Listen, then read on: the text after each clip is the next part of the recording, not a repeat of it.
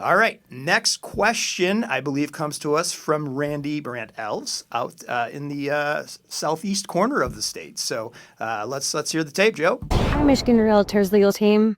It's Randy Brandt Elves from Greater Metropolitan Association of Realtors. Thanks for taking my question today. Can we talk about dual agency? When does dual agency actually arise? Is it different if we operate a traditional agency office versus a designated agency office? And is there a way to actually do it correctly?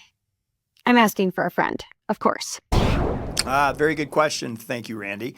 One of the things I think as a starting point is dual agency has a very complicated reputation. Obviously, if you Google dual agency, it can come back with some pretty unflattering results. But the fact of the matter is, it is allowed under Michigan law, and there are very prescribed ways in which you can accomplish it. But I think we have to look at this in two different ways. So, Becky, give us a little bit of an analysis on the sort of traditional agency side of things. Yeah, and I think that is a good place to start because dual agency will operate differently depending on whether or not a brokerage practices a traditional agency model or a designated agency model. So, in a traditional agency office, and when we say traditional agency office, we're talking about a brokerage agency model where every agent in that office has an agency relationship with every client who is working with that firm. So, in that traditional agency office, dual agency can really arise in two different ways.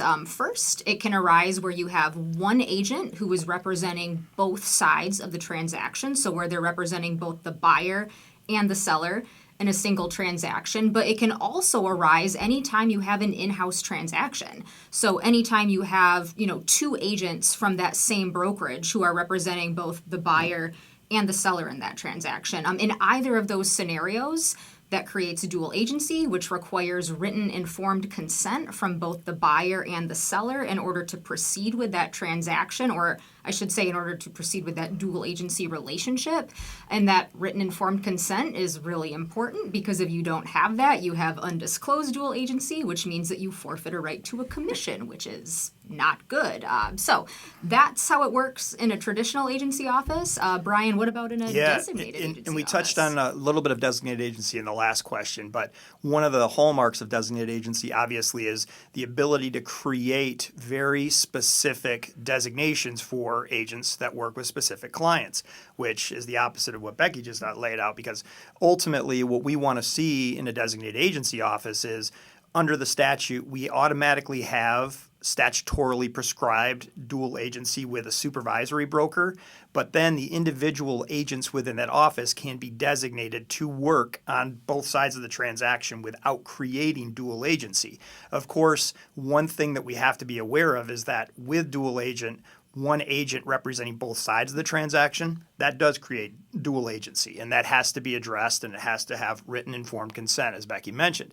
It does not arise in an in-house transaction, though. Oftentimes, you will have designated agents that represent the buyer, designated agents that represent the listing side, and then you have that supervisory broker that's sort of obviously already declared through statute. But it's important that we kind of understand agency models in Michigan, because if you are in a firm that wants to practice dual agency, you also have to make sure that that consumer understands exactly what dual agency is, what the benefit to the consumer is in dual agency situation, and quite frankly, what are the best practices here, Becky?